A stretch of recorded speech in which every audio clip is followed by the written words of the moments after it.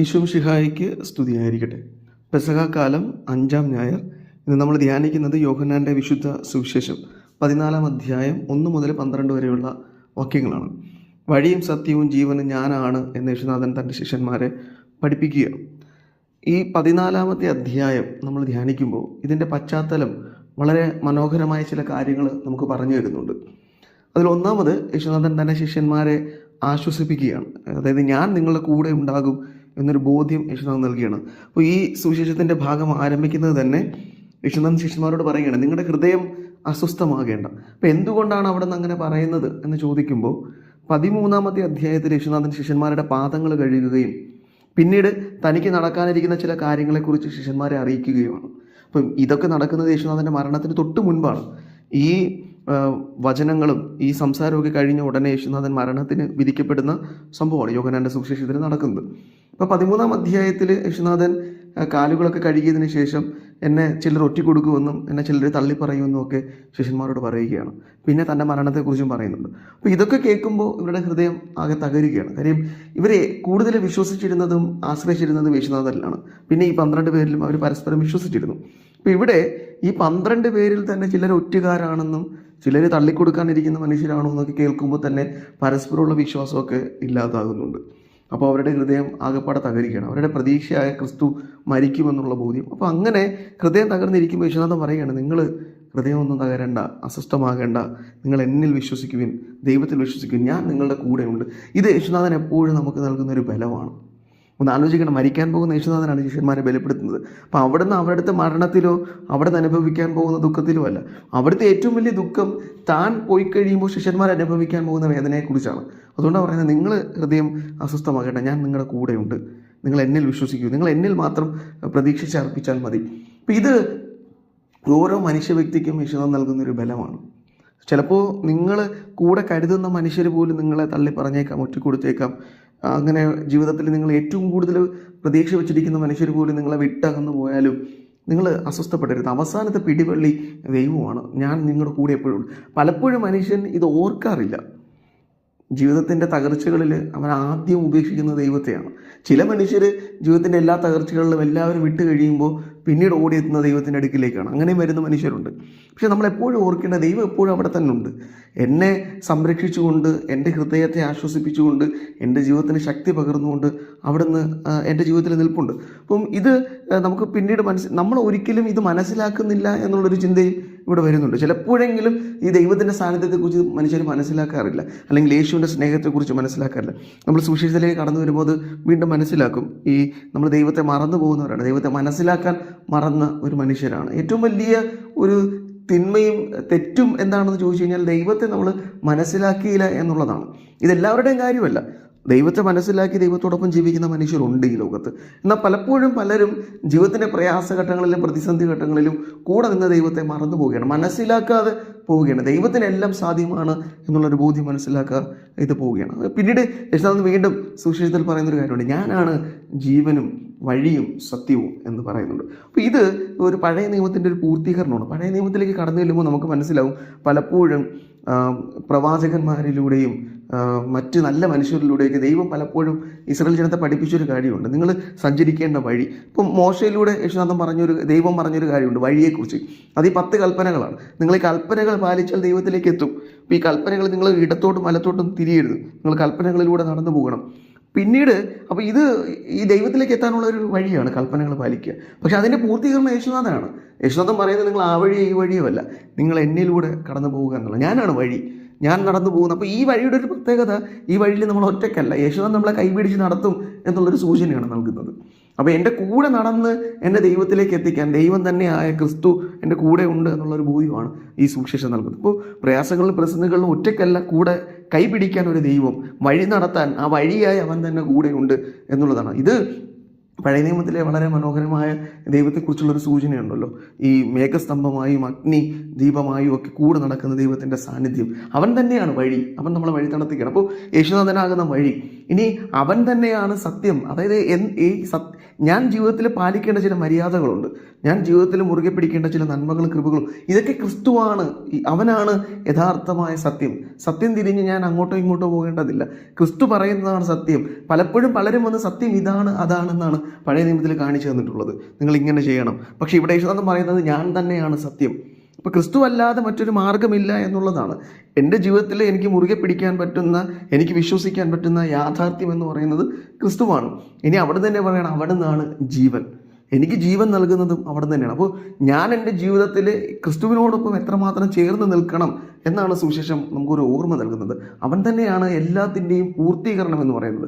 പഴയ നിയമം അതുവരെ നമുക്ക് കാണിച്ചു തരികയാണ്, ഇങ്ങനെയാണ് നമ്മൾ ചെയ്യേണ്ടത്, അല്ലെങ്കിൽ ഈ വഴിയെ പോകണം. പക്ഷേ ഇവിടെ വഴിയും സത്യവും ജീവനും ക്രിസ്തു തന്നെയാണ് എന്നുള്ളൊരു ബോധ്യം നൽകിയാണ്. ഈ ബോധ്യം നൽകുന്നത് ശിഷ്യന്മാർ വിറങ്ങലിച്ച് നിൽക്കുന്ന സമയത്താണെന്ന് ഓർക്കണം.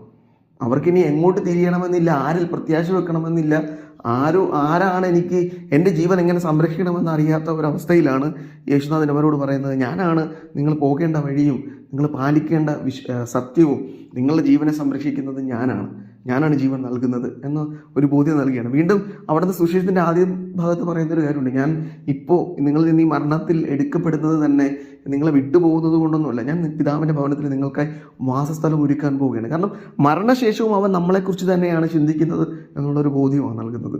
ഇത്രയേറെ അപമാനങ്ങളും സഹനങ്ങളും ഒക്കെ സഹിച്ച് മരണത്തിൻ്റെ വക്കിലെത്തി മരണം വരിച്ചാലും മരണത്തിന് ശേഷവും അവൻ പിതാവിൻ്റെ ഭവനത്തിലായിരിക്കുന്നത് അവന് വേണ്ടിയല്ല, നിങ്ങൾക്ക്, എനിക്ക്, നമുക്ക് ഓരോരുത്തർക്കും ഭവനം ഒരുക്കാൻ വേണ്ടിയാണ് അവനോട്. അപ്പം മരണത്തിന് ശേഷവും എന്നെക്കുറിച്ച് ചിന്തിക്കുന്ന ക്രിസ്തുവിൻ്റെ ഒരു ആ സ്നേഹത്തെക്കുറിച്ചാണ് സുവിശേഷം നമുക്ക് ഒരു ഉറപ്പ് നൽകുന്നത്. ക്രിസ്തു നമ്മളെ ഒരിക്കലും മറക്കുന്നില്ല. അവൻ ഈ ഭൂമിയിലെ ജീവിതത്തിലും അതിനുശേഷവും എന്നെക്കുറിച്ചും നമ്മൾ ഓരോരുത്തരെ കുറിച്ചുമാണ് അവൻ്റെ ചിന്ത.